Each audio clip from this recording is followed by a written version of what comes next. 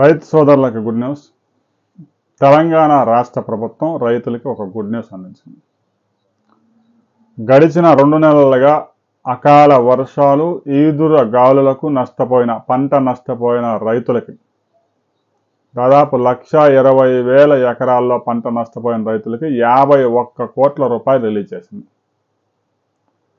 దాదాపు 36,000 ఎకరాల వరి, 6,000 ఎకరాల మొక్కజొన్న, 3,000 ఎకరాల్లో మామిడి, 1000 ఎకరాల్లో పపాయ, ఇవన్నీ పంటలు అకాల వర్షాలు, ముఖ్యంగా ఈదురు గాలుల వల్ల ఎక్కువగా పంట నష్టం జరిగింది.